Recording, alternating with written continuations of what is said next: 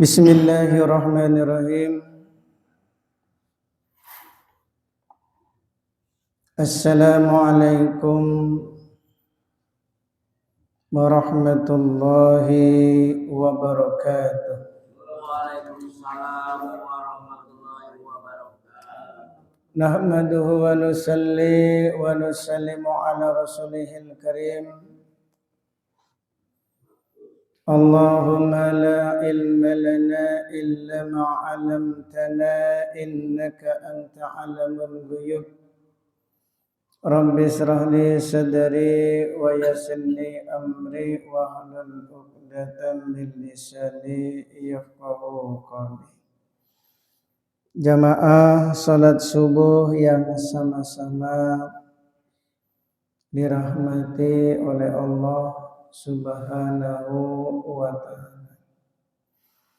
Lagi dan lagi kita senantiasa selalu bersyukur kepada Allah Subhanahu wa ta'ala, di mana Allah Subhanahu wa ta'ala masih mengistiqomahkan kita untuk sama-sama melaksanakan sholat subuh dengan berjamaah.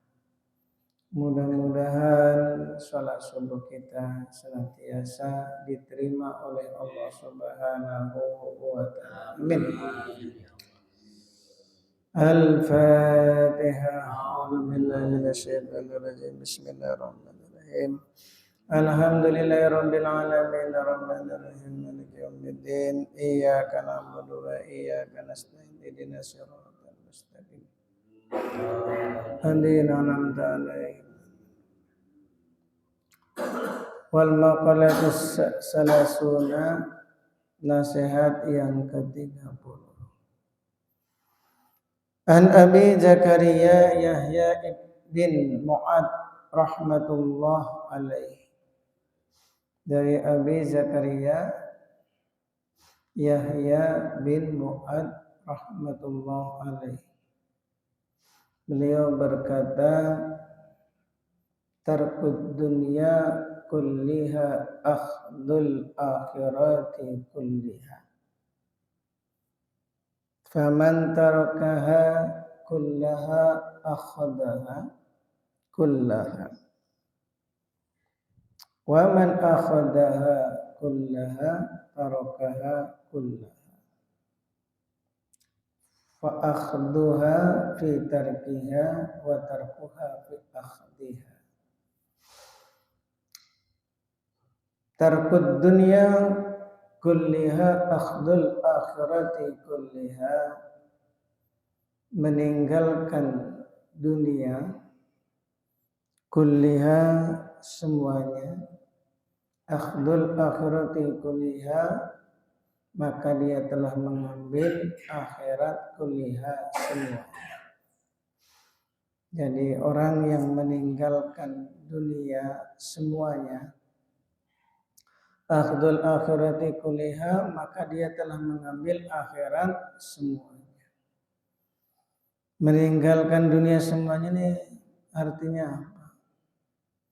Ya, dia kerja itu untuk memenuhi kebutuhan anak dan istri, lebihnya ya untuk agama. Itu namanya tarkud dunia kulliha. Meninggalkan dunia semuanya. Jadi harta yang dia cari bukan niat untuk memamerkan hartanya atau untuk membangun istana, ya, atau mungkin bangun kontrakan gitu. Dia kerja itu ya memenuhi hanya untuk memenuhi kewajiban, yaitu anak istri, kerabat-kerabatnya. Bila mana kekurangan, lebihnya untuk membantu fakir miskin, anak-anak yatim, janda-janda tua, ya, bangun masjid, bangun pesantren, madrasah. Pokoknya nggak ada niat untuk bangun istana gitu. Beli mobil yang mewah, biasanya penyakitnya orang banyak duit kan gitu. temannya punya mobil ini, dia juga nggak mau kalah. Ya, itu penyakit orang banyak duit tuh gitu.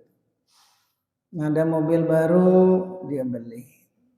Jadi untuk menampakkan kemewahannya. Tapi orang yang meninggalkan dunia kuliah semuanya, ini artinya dia itu ya mencari dunia hanya untuk keperluan keluarga, lebihnya untuk agama. Akhdul akhirati kuliah, maka dia telah mengambil akhirat semuanya. Masya Allah. Jadi tidak gampang nih. Ya orang tuh kalau punya duit itu memang berat. Kalau nggak ada duit ya biasa-biasa. Tapi kalau sudah ada duit, bingung untuk menghabiskannya.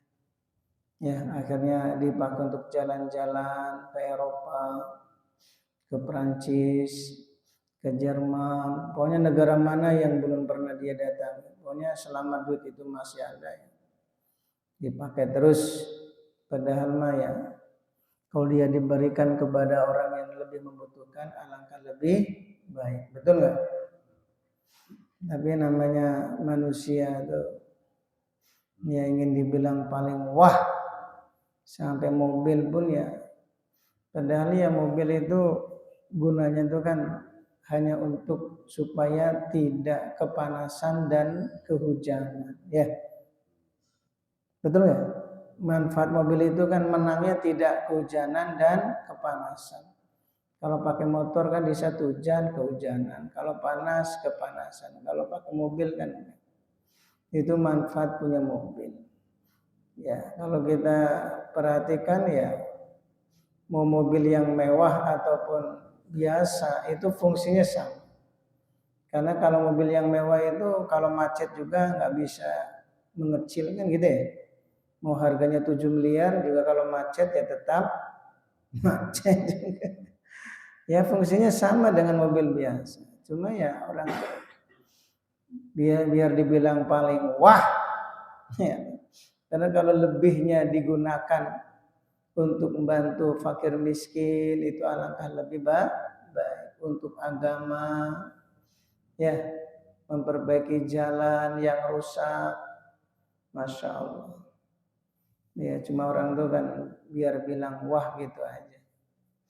Makanya orang yang bisa meninggalkan dunia semuanya artinya ya lebihnya selain untuk keluarga, untuk agama, maka dia telah mengambil akhirat semuanya. Li'annahuma qaddarataini, karena sesungguhnya dunia dan akhirat ini adalah selalu bertentangan. Selalu bertentangan. Gak bisa dua-duanya itu dicintai, gak bisa. Ibarat dua minyak. Ibarat dalam botol air dan minyak. Jadi minyak itu dengan air itu gak bisa nyatu. Walaupun dikocok-kocok nanti akan memisah. Minyak sendiri, air sendiri. Sedangkan hati manusia itu cuma satu, nggak bisa dibagi dua. Ya, sebelah cinta dunia, sebelah cinta akhirat itu nggak bisa. Ya kalau orang itu cinta dunia, mesti dia meninggalkan akhiratnya. Kalau dia cinta akhirat, dunia akan ikut. Ibarat kata ulama itu ya seperti orang punya dua istri. Kalau semakin dia dekat dengan yang muda, otomatis dia makin menjauh dari yang tua. Kalau dia lebih dekat dengan yang tua, otomatis dia semakin jauh dari yang muda. Nah seperti itu gambarannya. Selalu berlawanan. Faman tarakaha, dan barang siapa yang meninggalkan dunia kullaha semuanya, akhadahal akhirah kullaha, maka dia telah mengambil akhirat semuanya. Faman a'rada 'anid dunya, dan barang siapa yang berpaling dari dunia bikulliyatin secara total, ahabbal akhirah hubban katsira, maka dia akan cinta akhirat hubban katsira, dengan cinta yang sangat. Jadi kalau orang itu bisa berpaling dari dunia, tidak cinta dengan dunia, otomatis dia akan cinta yang sangat kepada akhirat. Jadi nggak bisa ya, ambil dua-duanya itu nggak bisa. Cinta dunia, cinta akhirat. Kita harus ngambil sikap. Kalau kita cinta dunia, akhirat nggak ikut. Tapi kalau cinta akhirat, dunia ikut. Wa man akhadaha dunia, barang siapa yang mengambil dunia kullaha semuanya, tarakahal akhirati kulliha, dan meninggalkan akhirat semuanya. Faman ahabbad dunya bikulliyah, dan barang siapa yang cinta terhadap dunia secara total, a'radu anil akhirah, maka dia telah berpaling dari akhirat bikulliyatin, secara total. Sebaliknya kalau orang itu cinta dunia, maka dia berpaling dari akhirat secara total. Nggak bisa. Orang itu kalau sudah cinta dunia kemudian ingat akhirat itu sulit, nggak gampang. Fa'akhduha fi tarkiha, adapun mengambil akhirat, fi tarkiha, dan meninggalkan dunia. Fahubbul akhirah, adapun cinta akhirat, sababul i'radi anid dunya, menjadi sebab berpalingnya dari dunia. Jadi kalau orang itu cinta akhirat, menjadi sebab berpaling seseorang itu dari dunia. Wa tarkuha, dan barang siapa yang meninggalkan dunia, fi akhdiha, maka dia telah mengambil akhiratnya. Wa bughdud dunya, dan barang siapa yang benci, wa bughdud dunya, benci dengan dunia, bisa lebih hubbil akhirah, menjadi sebab seseorang itu cinta akhirat. Jadi ilmu tasawuf itu isinya itu mengingatkan tentang kecintaan kepada kampung akhirat. Ya, karena kita ini kan orang akhirat, bukan berarti kita nggak butuh duit. Ya, semuanya perlu duit. Karena ya kita mau makan juga pakai, bangun rumah ya pakai, naik haji pun pakai duit, sampai mau nikah pun ya pakai duit, fulus, pakai fulus. Tapi jangan sampai ya kebesaran duit itu masuk ke dalam hatinya, jadi seakan-akan duit itu segala-galanya. Duit itu segala-galanya. Yang bisa mencukupi keperluan kita ini bukan uang, tapi rahmatnya Allah. Kalau Allah tidak merahmati, walaupun sebanyak berapapun uang yang kita miliki, itu pun akan habis. Ya, berapa banyak orang yang ketika banyak harta, Allah datangkan satu penyakit yang sulit disembuhkan, akhirnya uangnya pun habis untuk biaya pengobatan. Nah itu, maka jangan mengandalkan harta. Ya, ada orang itu punya bawa uang 1 koper. 1 koper itu isinya berapa biasanya? 1 koper. Ya, 1 miliar gitu aja ya, karena nggak pernah kita juga. 1 miliar, naik pesawat, pesawatnya jatuh, semuanya tewas, dia yang selamat, Kebetulan pesawatnya jatuhnya di tengah hutan, termasuk pramugarinya juga tewas. Ya, kalau yang selamat 1 nanti jadi bahaya. Ya, jadi bahaya nanti selamat satu. Yang selamat Pak Nanang lagi sama pramugari satu. Ya, di tengah hutan gimana? Ditinggalkan ini sayang, bukan sayang, kasihan. Dipegang bukan mahram. Gimana ini? Mau dinikahin nggak ada orang, ya. Ini gimana hukumnya nih? Ayo, siapa yang tahu? Jadi mengambil apa itu pendapat yang membolehkan nikah tanpa wali dan saksi. Tapi ini dalam keadaan darurat. Kalau di tengah hutan yang ada cuma monyet, masa monyet suruh jadi saksi? Nyet, kamu jadi saksi ya? Nggak bisa, itu darurat. Tapi itu jarang terjadi. Ya tapi ada, karena kalau kita lihat di film-film itu kan orang terdampar di pantai, ya terdampar di pulau yang selamat laki dan wanita 2 orang, betul nggak? Ada yang selamat di hutan, akhirnya jadi Tarzan. Awal Tarzan kan itu ya, orang yang naik pesawat jatuh, yang selamat bayinya. Allah kuasa sampai selamat. Dipelihara lah sama si monkey itu. Bukan. Dibesarkan. Akhirnya jadi Tarzan. Ini cerita orang kaya yang bawa uang 1 koper. Pesawat jatuh di tengah hutan. Semua penumpang tewas termasuk pramugari. Dia yang selamat. Dan uang yang 1 koper pun masih utuh. Nah di tengah hutan dia lapar. Mau beli makanan gak ada orang jual makanan. Ayo. Walaupun punya uang duit 1 koper gak bisa mendatangkan manfaat. Coba kita renungkan. Ya, mau cari makan gak ada orang jual makanan. Uang 1 koper mau dibelikan apa?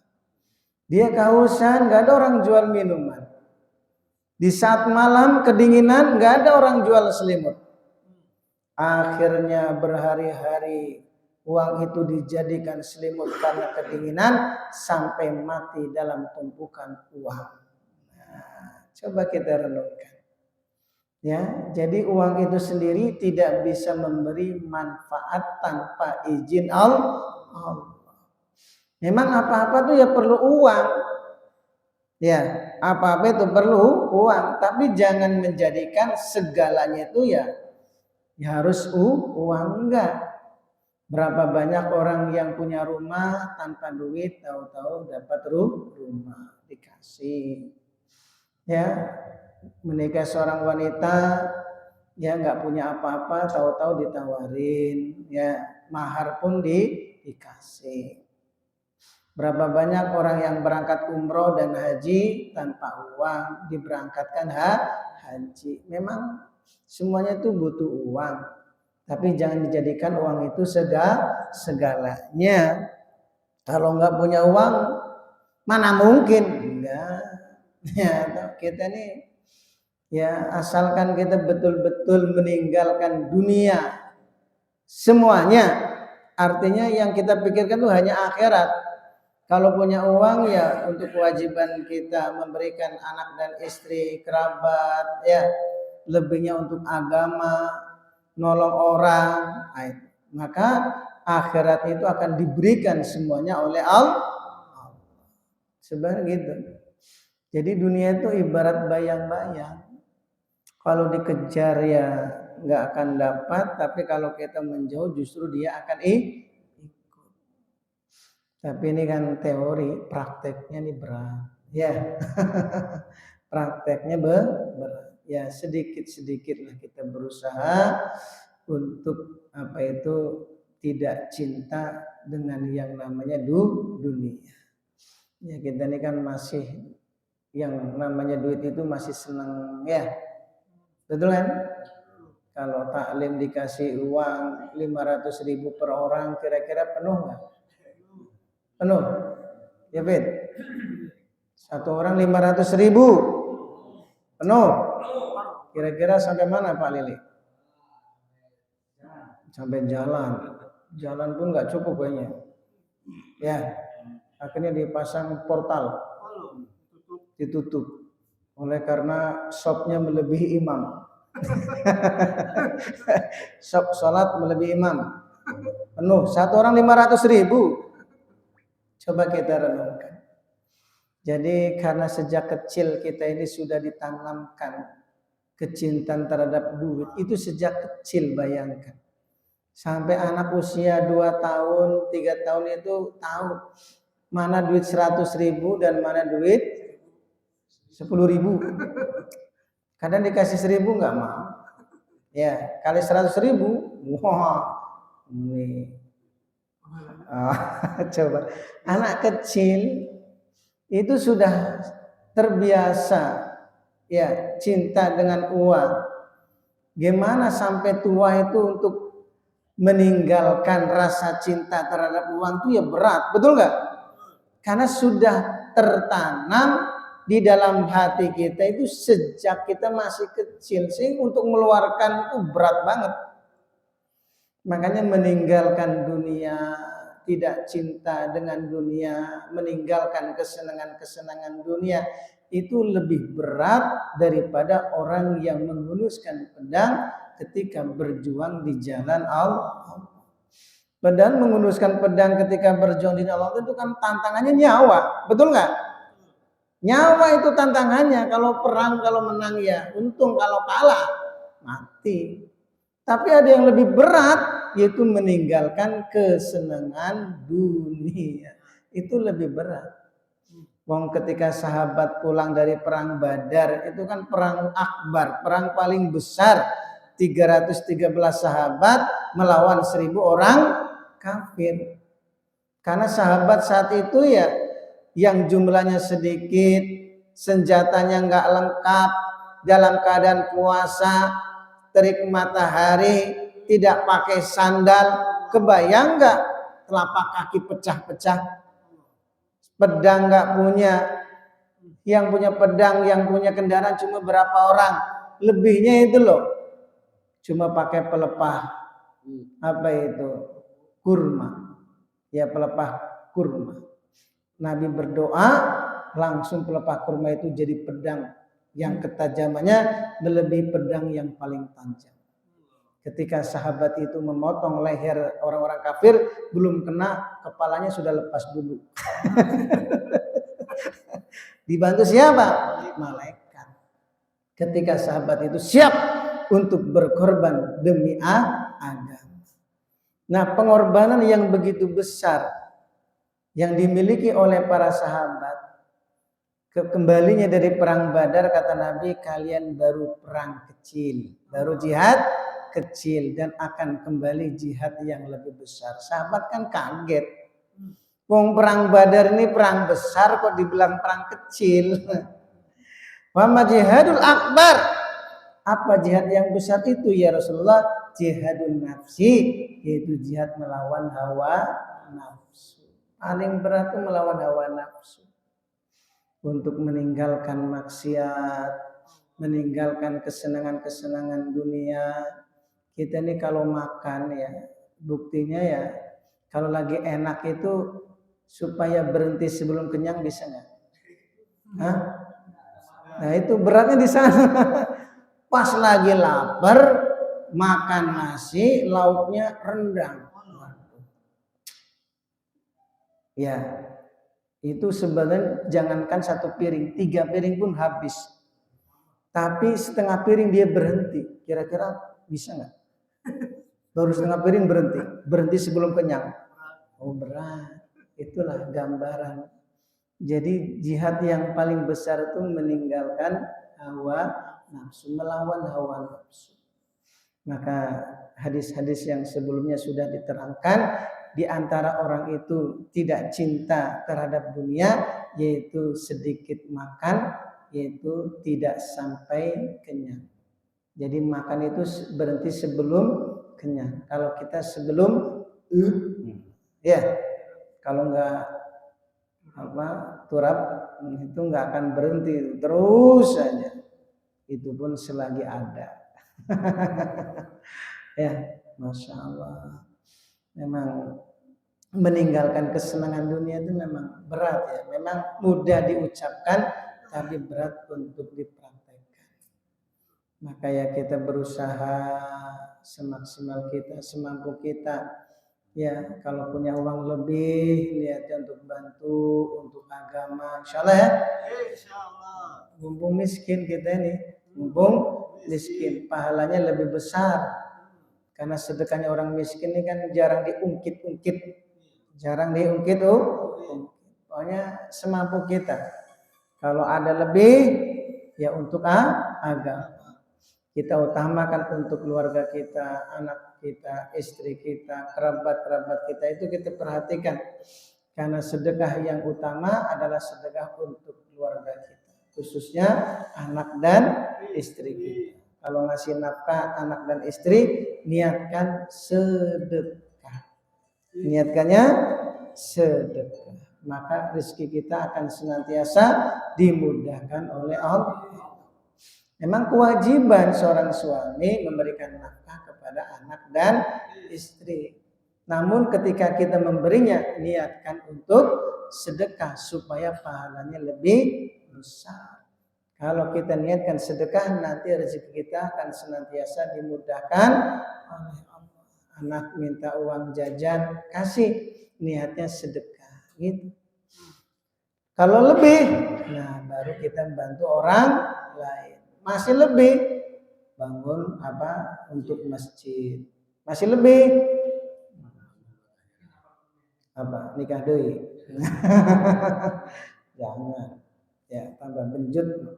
Ya, pokoknya kalau lebih ya untuk agama, khususnya Masjid As-Syukur ini. Insyaallah ya. Nah, kalau ada rezeki lebih, masukkan kotak amal.